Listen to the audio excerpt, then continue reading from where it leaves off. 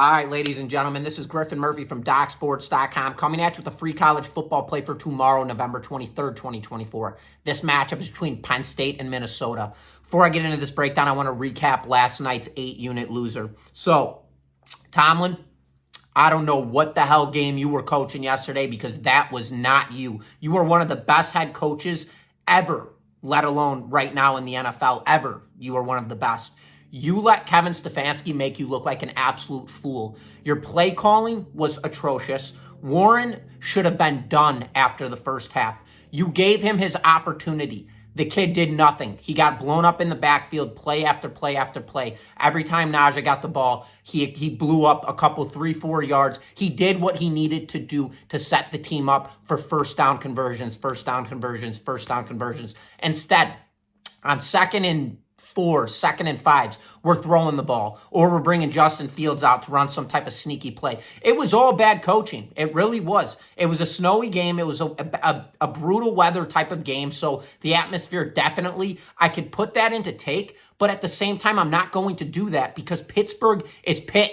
That is where it snows more than anywhere. It's cold as all hell there. They're used to playing in this weather. And Tomlin, with his credentials of how long he's been head coaching, he should have known this. I can go back into the Super Bowl back 10 years ago when when Seattle played New England and Russell Wilson's got Marshawn Lynch in the backfield and we're deciding to throw the ball on the first and 1 on the goal line, interception, game over, you lose the Super Bowl. Same sequences. There were so many aspects of that game yesterday where you could have just handed the ball off to your number one guy. And instead you decided to do some stupid BS play calling that was by no means what you have ran all season long. You didn't get to 7-2, 7-3 this year by playing like that. That was terrible. Najee should have had over 20 to 25 rushing attempts in that game. Instead, we got hooked. We lost that. It was 16.5. He had 16. And on that last possession, when it was 3rd and 4, why are you not running the ball with Najee? I don't understand it. It made no sense. Instead, we got Warren out there again, and we're airing the ball out. Made no sense to me. The game is over, ladies and gentlemen, and you have to understand. You have to have thick skin because this is a full season. We're still on a $6,000 profit run when it comes to props alone. NFL or football, across all football selections, $3,000 in profit. And NBA and college hoops, if you guys are missing out on this, I'm 9-1 in my last 10 selections with those two sports combined. So we're completely flying. I am not pissed off. Am I pissed off about the wager that I lost? Absolutely. I mean, if you think I wasn't beating walls in last night, well, you best believe I was. I was throwing crap all over, pissed off because that game was ours, that game was won, and it was taken from us. But you know what? I always say it, and I'm going to say it again. I do not believe in bad beats. That simply was just a hook. We got beat by the hook, and it's as simple as that. So, ladies and gentlemen, I'm not going to sit here and apologize and say I'm sorry left and right, because I'm not sorry. I loved the play. It was there. If I had the opportunity to take it again, I would do so. The play was there. It was accurate. I knew Warren and Najee were going to be splitting carries in that game going into it. I knew this was going to be the whole factor. I expected an eruption second half. I didn't get that eruption. I did, but we needed one more and we didn't get it. But ladies and gentlemen, with that being said, across all other sports, we are still dominating. And on top of that, tomorrow, we are unloading the tank again. And we're not chasing. This is all set up prior to.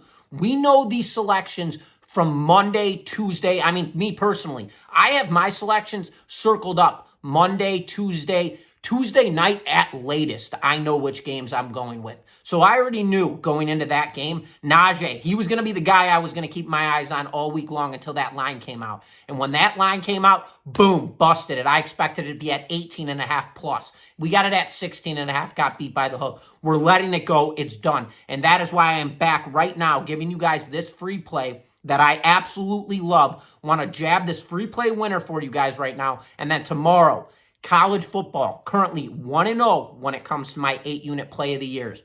I had Miami, Florida over Louisville earlier on in the season, and we capitalized that 8-unit best bet winner.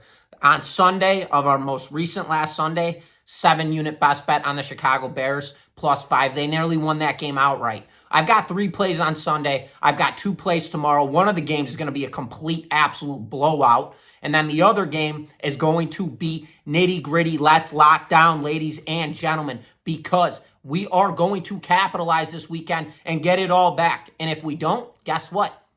We still have a full season across every other sport. And on top of that, we are still in massive profit across football right now. But with all of that being said, the gibberish, the everything, I've gotten enough tweets already. Everybody's been tweeting me, Instagram, DMs. I've been flooded. And I'm not sorry. I'm not sorry. I'm not going to say I'm sorry. I love the play. That's what it is.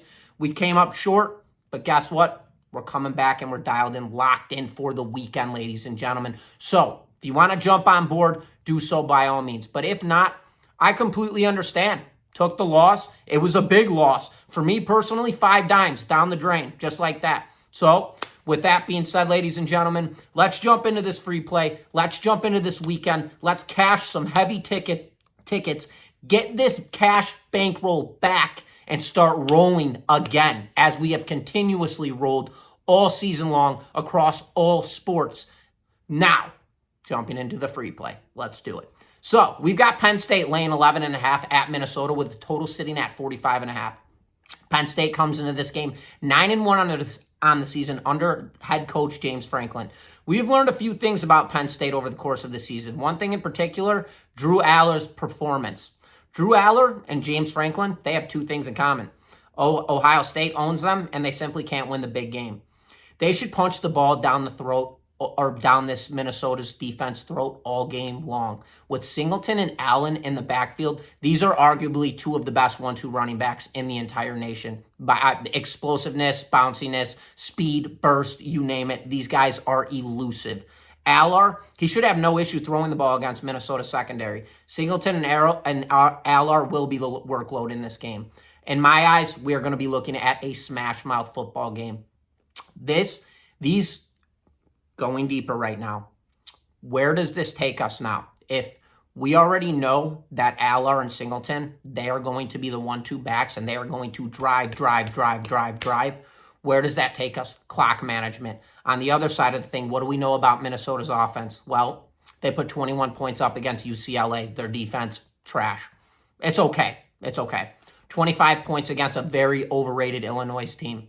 Illinois. I'm from Illinois. I shouldn't be calling them Illinois. Overrated, 25 points. So. Not Penn State's defense by any means. And they scored 19 points against the Rutgers in their most recent matchup. Penn State's defense against Rutgers, not even a comparison. Clock management game in my eyes. Smash mouth football. Penn State currently holding opponents to 13.6 points per game on average on the defensive side. Minnesota, they struggle both on the pass and the rush game. Again, clock management, ladies and gentlemen. I don't like laying the points here with Penn State, even though I know they're going to come out with this game in an outright victory. They should. But with that being said, this is a Big Ten matchup, so I'd like to keep it tighter on top of that confluence. So where we are going with this, give me the under in this matchup at 45.5 points. I will be drilling the under 45.5 points in this matchup. As I have said over and over again, this is going to be a clock management game. This is going to be a smash mouth, run the ball. LR should not have to throw much. And then we already know Minnesota's defense, they're going to get pounded up and down the floor, left and right. And their offense, not elusive whatsoever. Give me the under 45.5 in this one, guys. And once again, as always, this is Griffin Murphy from DocSports.com. Best of luck as always, and tomorrow, best bets.